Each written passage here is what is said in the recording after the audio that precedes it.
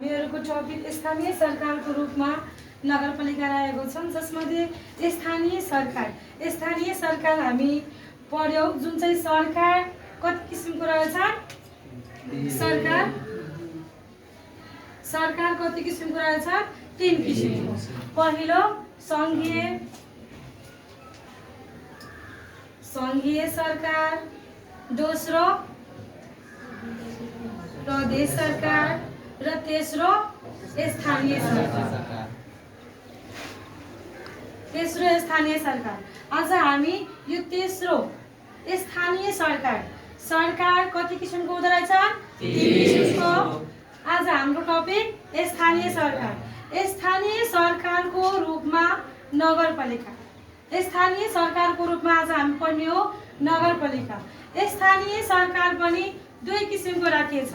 स्थानीय सरकारका कार्य के हुन्छन् कि गाउँमा नगरपालिका र गाउँपालिकामा छिटो छरितो सेवा पुर्याउनको लागि चाहिँ व्यवस्था गरिएका रहेका छन्, जसमा चाहिँ यो कतिवटा रहेको छ? 753। हेर्नुहोस्, 7 बाट 2 घटाउनु भयो भने 5 बाट फेरि 2 घटाउनु भयो भने 3, 753। स्थानीय सरकार अन्तर्गत 753 रहेको छ, जस अन्तर्गत गाउँपालिका कतिवटा रहेको छ? 460, नगरपालिका 276।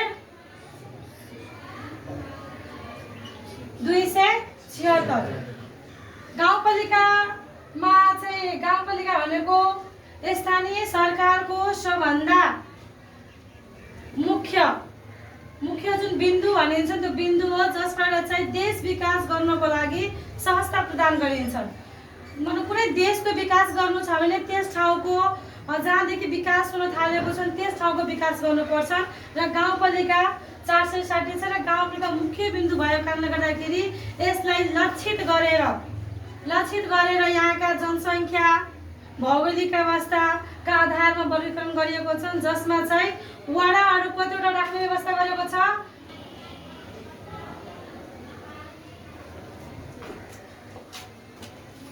5 देखि 21 सम्म रहेको छ।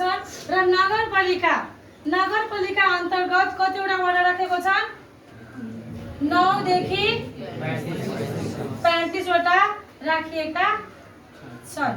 अब हेर्नुहोस्, यसको बारेमा हामी अध्ययन गरिसकेको छौँ। आज चाहिँ हामी नगरपालिका अन्तर्गत कुल नगरपालिका, हामीलाई यदि नगरपालिका छ भने 276, तर कुल नगरपालिका भनेको हेर्नुहोस्, नगरपालिकालाई 3 भागमा विभाजन गरिएको छ। त्यसका जनसङ्ख्या भौगोलिक क्षेत्रलाई मध्यनजर गरेर 3 तहमा चाहिँ विभाजन गरिएको छ। पहिलो रहेको छ नगरपालिका,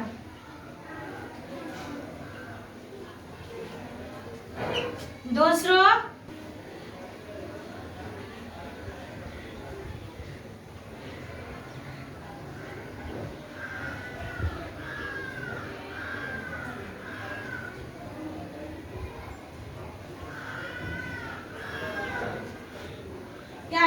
यो नगरपालिकालाई 3 तहमा विभाजन गरिएको छ।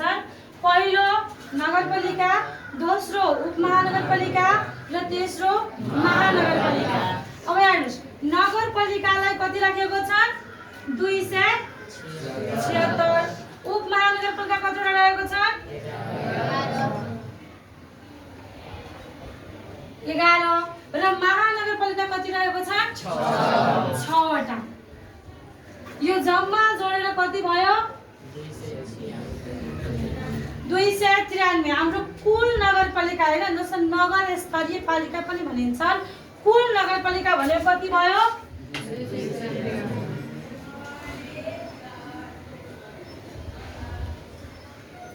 कुल नगरपालिका भनेको 293 रहेका छन्। यो चाहिँ यस ठाउँका जनसङ्ख्या र भौगोलिक संरचनाका आधारमा गरिएका छन्। आज हामी अब यस अन्तर्गत हाम्रो मुख्य भनेको नगरपालिका हो।